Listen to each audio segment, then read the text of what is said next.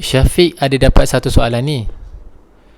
Syafiq pernah marah sampai susah nak maafkan seseorang tak? Marah tu pernah, dan sampai susah nak maafkan seseorang pun pernah.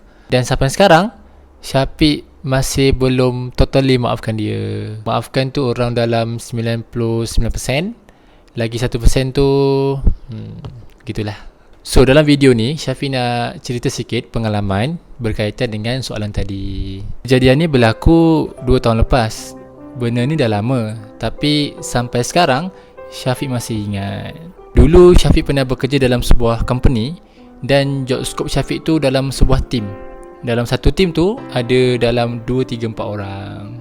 So environment kat sini, diorang ni suka bergurau secara kasar.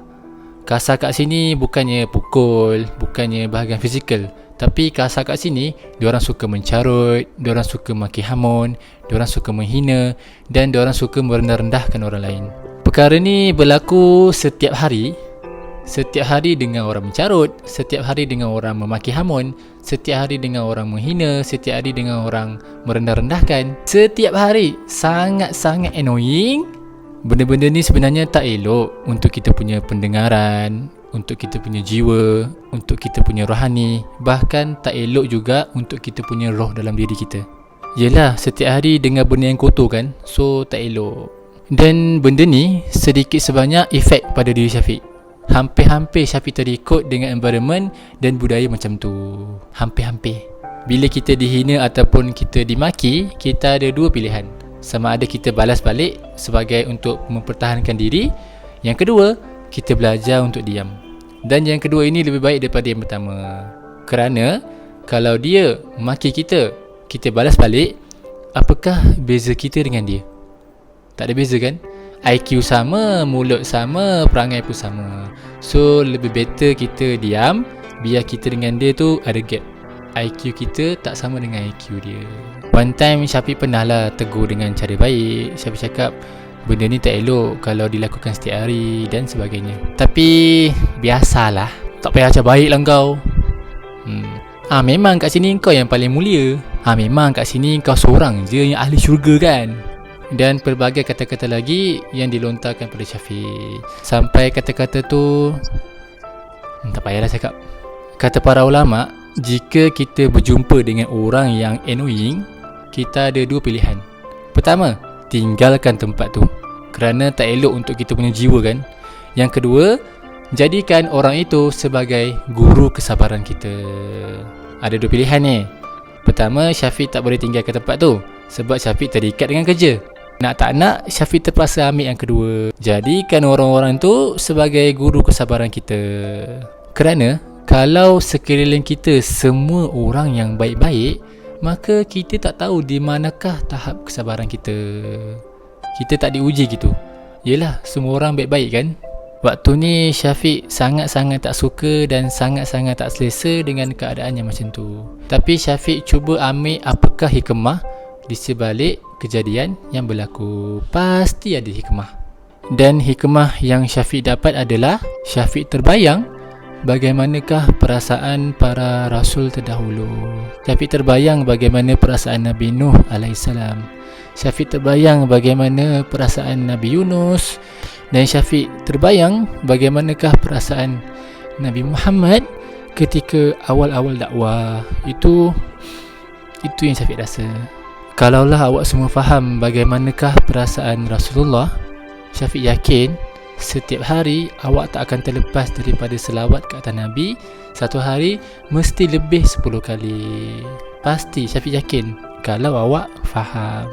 Okay, back to my story. Pendekkan cerita, waktu tu Syafiq tengah buat kerja. Dan waktu tu Syafiq kena shift malam. Tengah-tengah buat kerja, yang seorang lagi dia sedang menyandar. Dia tak buat kerja, and then sambil gurau kasar lah. Cakap itulah, sampai maki hamun, hina-hina dan sebagainya. Sampai satu masa dia menghina dan mention my family. Tiba-tiba je dia nak hina keluarga Syafiq. Waktu ni Syafiq terus macam dah lebih je budak ni. Kalau family kita dihina, bukan tempat yang betul untuk sabar.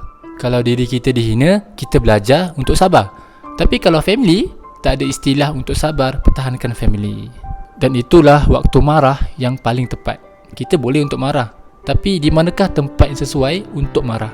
Jadi untuk kejadian macam ini, bila family kita dihina, itulah paling tepat untuk marah. Dan bila dia hina-hina family Syafiq, Syafiq terbangun. Kau faham nak mesej family aku? Marahlah masa tu kan. Ingatkan dia stop, rupa-rupanya dia sambung maki lagi. Dan berlakulah perbalahan mulut antara Syafiq dengan dia. Bezanya Syafiq tahan untuk tidak mencela ataupun tidak mencarut, cuma marah waktu dan ayat yang paling sesuai. Bila gaduh dan kat situ Syafiq dapat detect egonya lebih tinggi daripada gunung, tak nak mengalah, dan dia seolah-olah tak tahu apa itu erti rasa bersalah. Waktu Syafiq tengah marah tu, yelah, syaitan kan suka ambil kesempatan waktu kita tengah emosi macam tu. Dan waktu tu Syafiq tengah ada pegang satu plate besi. Aku rasa macam nak empuk kepala dia. Dia tengah duduk sandar, lepas tu cakap, kan mak kau gini, ayah kau gini. Syafiq pakai safety boot waktu tu. Memang rasa nak, sini kepala kau. Rasa macam nak tapak je boot ni dekat muka dia. Waktu tu Syafiq masih mampu berfikir lagi. Kalau Syafiq pukul dia ke ataupun bergaduh kat situ, habis nama buruk, kena buang kerja. Dan Syafiq keluar daripada tempat tu. Syafiq pergi kat loker. Lepas tu nangis, terbawa emosi. Syafiq nangis bukan sebab lemah tau, tapi waktu tu Syafiq terbayang wajah mak ayah Syafiq yang membesarkan dan menjaga Syafiq daripada kecil sampai besar. Tiba-tiba ada orang, entah siapa-siapa, menghina family kita.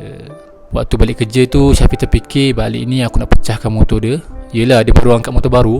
Pecahkan cover set, koyakkan tayar, kita rosakkan jiwa dia, kita bagi jiwa dia terseksa.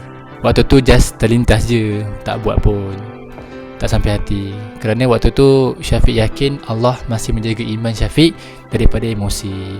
So iman berlawan dengan emosi. Kalau iman kita baik, insya-Allah boleh kawal emosi lagi. Dan sejak hari tu kita orang tak pernah bertegur.